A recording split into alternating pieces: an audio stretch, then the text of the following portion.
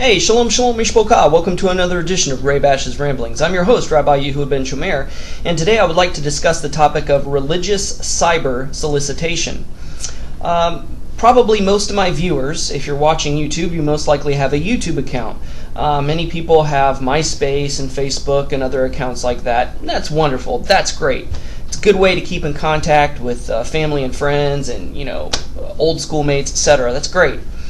But I'm noticing a disturbing trend among the religious, whether they be Christian, whether they be Messianic, whether they be Netzari. But I'm going to specifically target the Netzari because I'm Netzari, and so I have a right to speak to my own people, and I have a right to complain. Look, regarding the pagan religious holidays, I'm teetotally against Halloween. Teetotally against Christmas and Easter and all these other pagan holidays that are masked in the veneer of religiosity and Jesus and what have you. But what I'm seeing is when these dates come closer around, they'll go on other people's profiles, whether they be Christian or Messianic. If they know that it's somebody who believes in Valentine's Day or whatever, they'll make some sort of comment that's basically exposing the paganism of that particular holiday. And it's one thing to write a blog or to do a video and post it on your profile. That's your right, that's your freedom, that's totally your choice. But it's a totally different thing to go to somebody else's profile and say, well, Jesus is a pagan name, you should be using Yeshua. Or, Christmas isn't the birthday of Messiah, or something like that. I understand. You're speaking the truth. I can't complain about that. It's well-meaning and well-intended, but have you ever thought about how tactless it is? It's really no different than getting one of these phone calls, from like India or Pakistan. Yes, I would like to interest you in a offer. Who wants to get a phone call like that? Nobody. Nobody likes these unsolicited phone calls. Not only that, but you don't like people coming knocking on your door. Hi, I'm going door to door to make this incredible offer to you. You just slam the door in your face. It's a total turn off. You actually get ticked off, because it's like, hey, who are you to call me on the phone? I don't even know you. Now they're using these tricky ploys. Hi, Cheryl? And you're thinking it's maybe a friend or somebody you know, and then you find out it's some kind of junk mail phone call. When you go onto other people's profiles and you write stuff like that, knowing that it goes against their current belief or outlook, you turn them off. You can attract more flies with honey than you can vinegar, and it's like, it's well-meaning and well-intended, but I think we're taking the Christian evangelical mindset over into Netzari Judaism, and we're using these tactless tactics to try to win people over and convince them of our arguments, I don't post that stuff on people's message boards or status boards or what have you. Yes, I'll do a blog. Yes, I'll do a video, but that's my right, that's my prerogative. It's my profile, my site, and that gives the people the opportunity to come to me. See, I let people open the door. I let people ask the questions. By the way I dress, by the way I live my life, by what I post online, it opens the door for them to ask me questions and invite me to tell them about Messiah, to tell them about Torah, to tell them about the paganism of the so-called Christian holidays, etc. But when you're just out there, just slamming it, going to people's profiles and putting on these even though they're truthful, these truthful phrases or remarks, it really gets in people's craw and gets them mad, and it turns them off, and it doesn't make them want to research or explore Netzari Judah. It makes them want to walk away from it, and who can blame them? Like I said, it's no different than these unsolicited telemarketers calling you on the phone at all hours of the day. It's like, if I wanted to change something about my credit card, I'll call you. If I want to change my phone company, I'll call you. If I wanted this or that, I'll call you. It's one thing when you see an advertisement on television, a commercial or something, but it's another when they get into your personal space and personal life and call you on the phone, or they knock on your door selling encyclopedias or Kirby vacuums, what have you. Nobody likes that. People like their privacy. People like to be respected in their own space and their own domain. And so when I'm on somebody else's turf, I don't bring up controversial stuff. If they want to come and ask me, that's fine. But I'm not going to pick a fight like that. You got to use tact, We got to strip ourselves of this Christian mentality that many of us have come over into Nazari Judaism with, and have this, zealous, tactless, in your face, offensive, turn you off evangelism tactics. Yes, I know, and believe me, when I first started out in the Nazari walk and the Nazari movement, I was so excited. I wanted everybody to know what I knew. I wanted to blow the lid off Christmas. I wanted to blow the lid off Easter.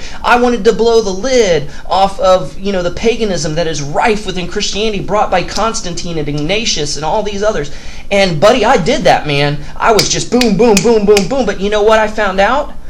I made a lot of enemies that way. I turned a lot of people off to this walk. I've turned a lot of people off to the truth. It's like, somebody who's sleeping soundly in their beds in the nice darkness and cozy warmth of their room, and you throw open the door and say, "Good morning!" and you flip on the light, and it's like, ugh.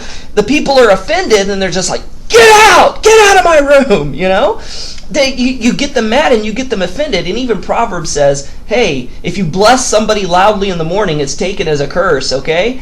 So we've got to be tactful. I'm not saying pussyfoot around the issue, but you know what? Do live your life in such a way that you will invite people to ask you questions. And if you're in a conversation and you see that the Ruach HaKodesh is opening a door for you to talk about a certain subject or certain issue, or if he gives you the opportunity in a loving, tactful way to tip over one of those Christian sacred cows, then go for it. But you know what? You don't want to wake somebody up. I mean, yes, we've got to worry about the house catching on fire. But you know what? I smell smoke. I don't necessarily see flames a burning and stuff like that, And people are just like, hey, something's not right. Something's going on. And when you burst in the door and start making all this fuss, it scares them, it offends them, it gets them mad and runs them off. It's better to just say, knock on the door, kind of come in, use the dimmer switch to turn on the light, kind of shake them a little bit and say, hey, just wanted to wake you up. Don't know if you know it, but I smell smoke in the house.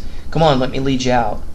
We've got to have a tactful way. There's a time and a place and a case for that in-your-face emergency intervention kind of evangelism where you're in your face. But you know what? That's rare and few and far between when you have to say, hey, the house is burning, get the heck out of here. It's more likely that you're going to have to use a more tactful, friendly way to say, hey, I don't know if you know this, but I'm smelling smoke in this house. Hey, come on, let me lead you out. Let's investigate this, see what's going on. And when you investigate it and see that there's a fire and show them that there's a fire, then they're more likely to go out with you. But to say, hey, the house is on fire, they're not as likely to go with you. They're going to be like, yeah, you're crying wolf. I've heard this one before. But you say, hey, I smell smoke. Let's go investigate this. And you find the fire. You find that fire. And you allow them to ask you questions. And you search together. And you use your love and your friendship to evangelize them and to bring them out. It's going to be a more tactful way than you busting in the door and going on their profiles and saying, Jesus is the pagan name of this pagan god, or Christmas is the birthday of Tammuz, not the Messiah. All those things may be truthful, well-meaning and well-intended, but you know what? If you know it's gonna tick them off, why do it? Because you're gonna lose them. You're gonna lose your audience. You're not gonna gain it. Like I said, live your life in such a way, a Torah-obedient, observant believer in Messiah Yeshua, that's going to cause them to ask questions. Say, hey, why do you wear tzitzit? Hey, what's up with the kippah? Hey, how come you don't celebrate Christmas anymore? Hey, how come I notice your kids don't go trick-or-treating? Hey, how come you say Yeshua instead of Jesus? Boom! There's the open door that you need to say, hey, I'm glad you asked. Instead of like barging in and saying, hey, did you know this? Did you know that? Did you know this? Did you know that? It's like a little kid, coming over. Have you ever visited a person's house and there's a little kid in the house who's always going, you know what?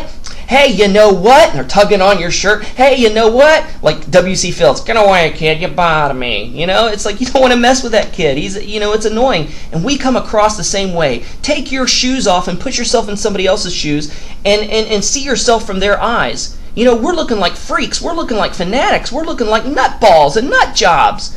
Coming across in this, in your face kind of way. We've got to use wisdom, discernment, and tact. The only time Yeshua was in somebody's face, it was in the face of his own people. He grew up in the Pharisaical movement, so he could address it. You may have grown up in Christianity, but you can address it. If you're Netzarim, you're not Christian anymore. So you can't address Christians as you could when you were in it. So you've got to approach it a little bit differently. You've got to use tact. He wasn't in the face of with the woman at the well. He wasn't in the face of the rich young ruler. He wasn't in the face of Zacchaeus. He wasn't in the face of the Samaritans. He used love. He used tact. He lived his life in such a way that he drew them to him, and they asked questions, and that's how he won them over. And man, we need to do the same. So thanks for watching. Shalom and Shavua Tov.